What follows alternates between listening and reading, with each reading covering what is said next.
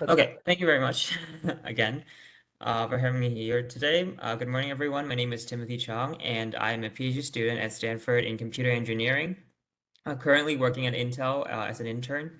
Today, I'll be talking about my work on addressing endpoint-induced congestion in a scale-out accelerator domain. So traditionally, when we think about scaling accelerators, we typically think about in the context of scaling up accelerators, we continue to add resources such as memory, storage, etc., to make single node more powerful. However, this approach is becoming more and more challenging because of technology, space, power, cost constraints, etc. So naturally, we resort to a more scaled out approach where we want to connect these accelerator nodes on a communication network. However, with this approach, the number of accelerators we can add to the network is limited because of communication overhead. Um, it so in order to support a pool of accelerators in a medium scale domain, which I'll dive a little bit more on what exactly medium scale domain means, we need innovations in software and hardware to overcome these these bottleneck. And in this work, we focus specifically on the network protocol enhancement as part of this bigger scaling out goal. So traditionally, when we think about accelerator, or when we think about network congestion, we think about network congestion where packets get queued up in the switch buffers and latency goes up, and eventually, if it gets too bad, packets get dropped if these buffers get filled up. Host congestion, on the other hand, is incurred on the endpoints where the packets get queued up at the processing queue buffer, and if the processing speed cannot catch up to the rate at which these packets arrive, then these packets eventually can build up, and then they can even eventually be dropped if these buffers get filled up, and we call this host congestion. So in this work, we propose a hardware-based networking policy targeting endpoint host congestion. Our policy focuses on medium-scale domains, which I'll talk more about what it is. We assume commodity physical connectivity, such as Ethernet switches, and these are designed traditionally for large network domains. Our policy does not assume any losslessness from the fabric, so we don't need things like priority flow control, like in Rocky V2. Our policy is more reactive than traditional TCP-like policies. And unlike TCP, we believe that our policy is more suitable for medium-sized domain of accelerators. Essentially, we're addressing the need for quick and reactive congestion control, but rather than focusing on the switches themselves, we focus on the endpoint host side. So previous work on networking protocols in large part has focused on congestions and delays in the fabric itself. However, host congestion has actually become more and more significant with each generation of hardware. So there are two reasons for that. First is that the link bandwidth has gotten higher and higher, and it's pretty common to see nowadays 100 gigs, 200 gigs switches in data centers, and 400 gigs and 800 gigs are on the horizon. That means that more and more packets will arrive at each cycle, ready to be processed or written to memory. While we see that growth of bandwidth in the networking hardware has gotten a lot faster, we don't really see the same amount of improvement on the host side. So for example, things like core speed, core counts, NIC buffer sizes, they have stayed quite stagnant in the recent years. And in addition to that, accelerators competing for these resources on the host further aggravates this mismatch of networking bandwidth and host processing bandwidth. So in fact, recent work has started looking at identifying what exactly these host congestion bottlenecks are. So they found things like last level cache misses, memory access latencies to be significant reasons of host congestions. So in this work, we target a medium domain of accelerators in the order of hundreds of nodes. Traditionally, networking protocols, when they're designed for large domains with tens of thousands of nodes. So in the context for a single workload, traditional large domains where it takes many hops end to end incurs too high of an overhead to communicate among all these accelerator nodes. So for a single workload with current commodity hardware, it is infeasible to scale to a big domain of accelerators due to these high latencies incurred on the network and also inefficiencies of existing networking protocols. So we believe that there is a sweet spot, which is we believe is the medium-sized domain where we have hundreds of nodes and round trip latency is less than 10 microsecond and all the endpoints are potentially three switches apart, where it makes sense to run a single workload across this domain of accelerators within this small medium domain. And this is what our work focuses on. So just to give a little bit of context, our work is conducted under the umbrella of the COPA project at Intel. COPA is an infrastructure that enables scaling out of accelerators in a medium domain. And our accelerator of choice is FPGA, and COPA has its own transport protocol that is built on top of UDP. Traditionally, FPGAs are designed to run as slaves, and they're supposed to work with the intervention or with the involvement heavily by a host, and this can be, a CPU. But then obviously, what that means is that for all the networking communication, the host would have to come into the picture, and it incurs expensive overhead. And with the COPA hardware component, what enables us to do is that we can now FPGAs can talk to each other completely without the involvement of CPUs. And in addition, what's really cool about this is that the transport protocol is enhanced to allow direct accelerator invocation, which basically means that FPGAs can now initiate execution of workload directly from a signal from another entity in the network. And this can be another FPGA, can be an CPU or other accelerators attached to the network. So now each accelerator node can be deployed as an autonomous node for function as a service, and this is traditionally impossible and is made possible by the COPA infrastructure stack. So now let's dive into our actual congestion protocol. So the key concept is that unlike traditional networking schemes where initiators drive all the transactions and the targets only send notifications, our scheme operates in a way where the targets played active roles in avoiding and mitigating host congestion. So there are a couple of goals that we have in mind when we design our protocol. So first is that we want to minimize the modification. We don't want to reinvent the wheel whenever possible. So we reuse the existing acknowledgement infrastructure from lossy protocols. So in particular, we use duplicate acts to signify that an imminent host congestion is happening. So traditional in TCP, we use duplicate acts to mean that a packet is dropped. But in our protocol, we use explicit NAC to indicate that packets are dropped, which allows us to repurpose the use of duplicate acts to signal host congestion. And secondly, we want to maximize throughput. So under normal condition, without any host congestion, the endpoint should be able to stream in packets and saturate their link bandwidths, the network links under our policy. Thirdly, to prevent congestion, our policy uses the queue depth at the target buffer to derive our congestion signals. So in particular, a filled up buffer would mean that a packet drop might be imminent, so the initiator should be prompted quickly to slow down the transmission. And finally, when host congestion frees up, we should quickly notify the initiator to resume normal transmission. So here are two examples of the primitives that COPA supports. It's quite intuitive. We assume a lossy fabric, so we have acknowledgement for reliability purposes. So for example, for put, we know the initiator would directly put the data to the target buffer, and the target would respond with an ACK with the latest sequence number. And the forget is effectively pretty much the same as put. The difference is that now we start the transaction with a get request at the beginning. And since for the most part, as long as the get responses are a lot bigger than the get request, we expect the performance to be very similar between put and get. So now we introduce two baseline approaches. So on the left-hand side, we have a fixed windowing.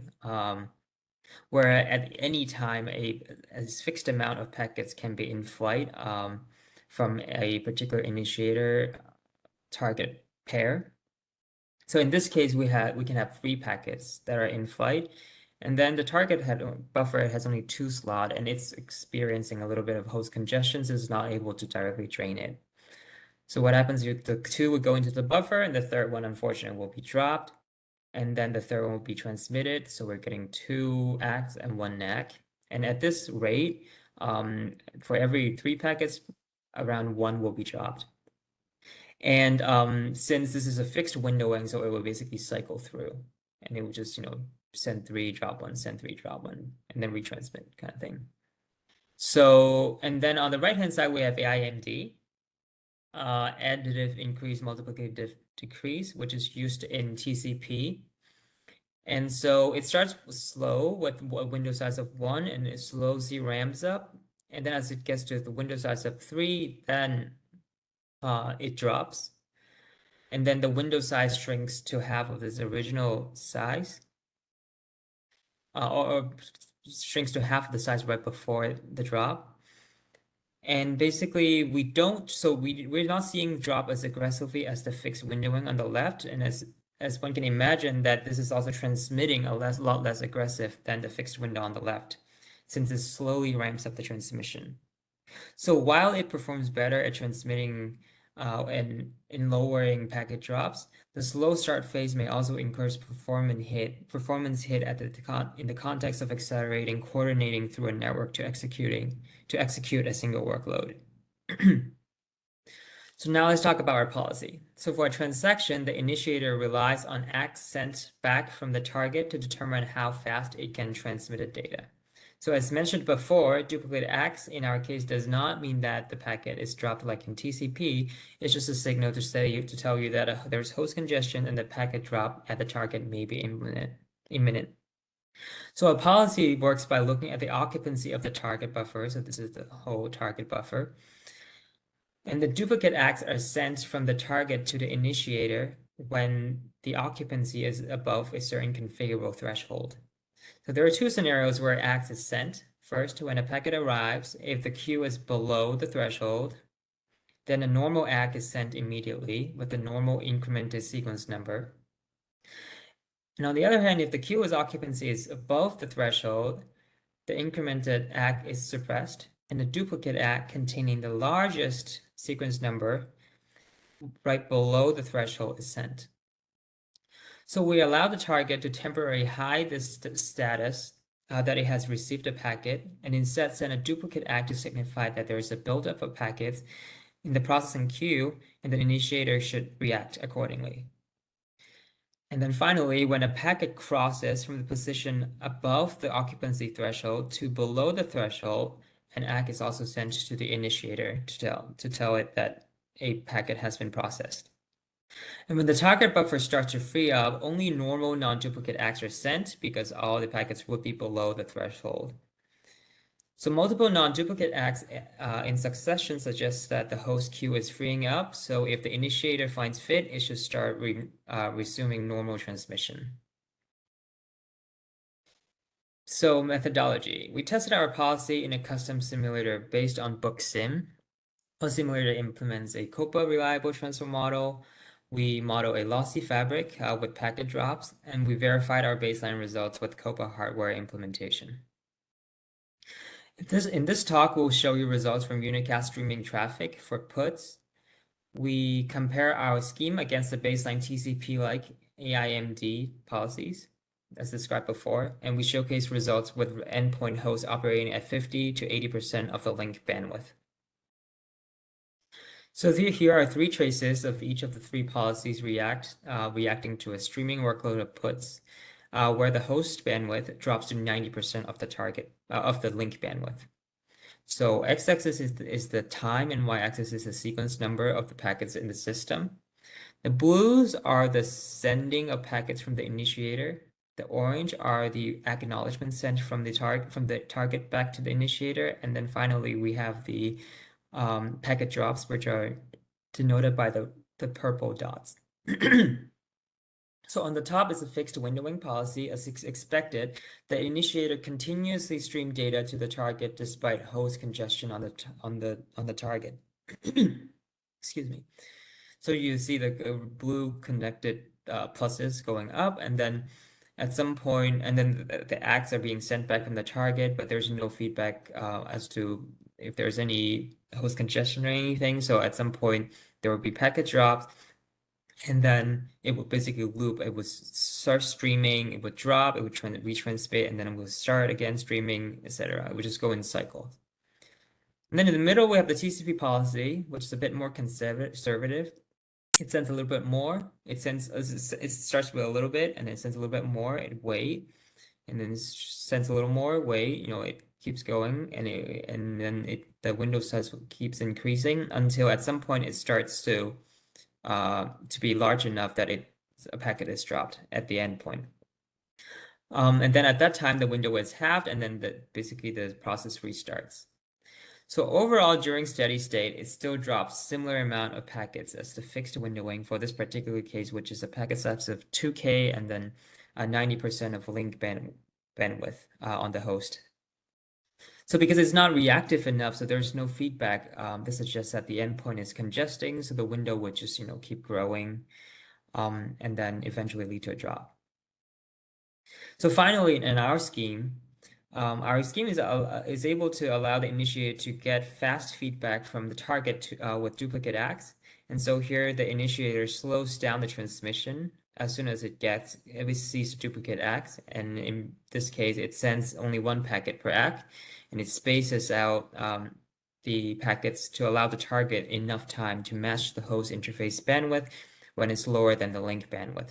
So it's not super obvious because because this is assumed inversion where you can see that it's actually originally it's streaming in and then it starts to space out a little bit. So to put it more concretely, these graphs show the drop rate of each policy when the bandwidth is at 50% link bandwidth and 80% link bandwidth. So the x-axis corresponds to the target buffer size normalized to the bandwidth delay product. The longer the queue is, the longer it would take to fill up, so the chance of dropping is lower. But as you can see here, so on the left-hand side, we have the fixed windowing, in the middle is TCP-like, and the right-hand side is our scheme. As you can see that even if we increase the queue length, eventually something's going to drop because of the windowing windowing feature of these policies. So at steady state, our policy signal significantly reduces packet drop, basically eliminating it across the board. It shows that so we can see that with circled here that we are able to eliminate drops completely at a certain queue depth, which the baseline approaches completely fail to do. And then here is a good put performance comparison of the new scheme over the baseline approaches, also at the same 50% link bandwidth and 80% link bandwidth. And overall, our policy is able to eliminate drop completely and maximize good put. It is interesting, however, to note that even though, so in the upper row, even though the host bandwidth is 50%, in the case of host bandwidth being 50% of the link bandwidth, the good put performance that we gain is actually marginal compared to the baseline approaches. This is because the host is actually processing way, way, way slower than the packets coming in. So even though we have dropping packets, we're retransmitting packets, the new packets would just queue up at the back of the queue, and the buffer is pretty much mostly occupied. So the host is for the most part doing good work at all times. So in other words, the buffer is able to absorb this retransmission or this delay due to the packet drop, so it's not really hurting the overall good put. But it's also important to note that we still get significant network bandwidth savings as shown in the previous slide, even in the case of very low host bandwidth. So on the other hand, in the 80% case in the bottom, where the host is processing at 80% of the link bandwidth, the target buffer is able to process a lot faster. So in the event of a packet drop, the buffer can drain very quickly, and it would result in some idle time. when the retransmission is in progress. So in this particular case, our policy actually is able to provide significant good put improvement, um, while the other baseline policies have significant packet drops, and for these drops, it forces the host to become idle. So basically, your queue empties out, and then the host is just sitting there not doing any good work. So that makes it not able to achieve the maximum good put. So there are three takeaways of how we think a good host congestion policy can benefit us. Number one is that if we reduce, so even though we're targeting host congestion, so reducing host congestion actually also reduces network congestion. It's because fewer packets drop, so we have fewer retries. So the likelihood of congestion is therefore lower because there are fewer packets into the network. And similarly, because we have fewer networks sent into the network, fewer packets sent into the network, um, because of host congestion, because of reduced host congestion, so we don't waste as much time or bandwidth into resending these packets. So now we can effectively achieve higher networking bandwidth for the useful packets. And finally, in terms of good puts, we see that if the host congestion is significantly lower than the link bandwidth, then we might only be able to get the network savings, but the overall good put might not actually help that much. But when host bandwidth is lower, but not that much lower than the link bandwidth, then a good congestion policy can salvage some of the host idle time incurred during retransmission that our previous baseline protocols are inefficient at doing. So finally, there is a lot of work still be done on expanding our policy to work with more scenarios. For example, for today, for this presentation, we're only presenting unicast traffic. We would like to expand it to multiple nodes. Secondly, we're using streaming traffic from the initiated target for our work so far, and we would like to expand it to a more workload for more realistic traffic patterns. Number three, we would like to test out various network configuration. Again, for example, different network topologies and also the number of nodes to see how our policy performs. And finally, we would like to integrate our policy into the COPA transport that allows scaling out of accelerators and implement it on an FPGA and see how it performs on real hardware. With that, thank you very much for having me today. And yeah, I would like to open it for a question. Do we have any questions for Tim? Oh, Sudhakar, please unmute yourself and talk. Hi. So when the target actually sends a duplicate NACs to inform the sender that there is a congestion, what kind of a protocols did you use to get these results, like for slowing down? So essentially, we're building this on top of existing NAC and ACK. So we have an explicit NAC to say that there is a packet drop, and then we have an existing, and then we're just using the typical ACK. But in the case of the difference is that now the duplicate ACK has a different sequence number. So when the initiator sees that, oh, I have seen this sequence number before, which basically is a duplicate ACK, then it knows that there is some kind of potential congestion on in the initiator, sorry, on the target, then it would slow down its transmission. I'm not sure if that answers your question. Does that make sense?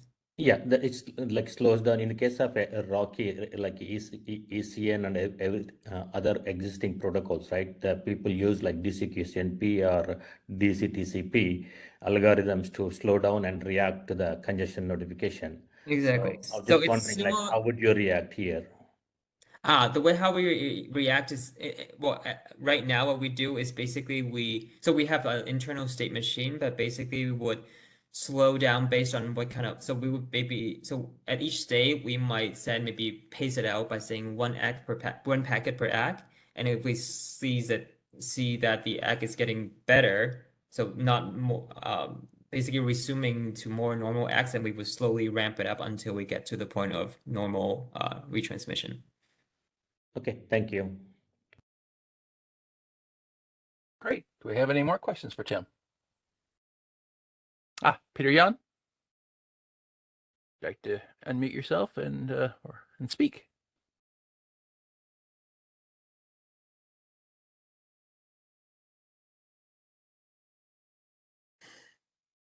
Oh, so okay, so I guess your hand was not raised.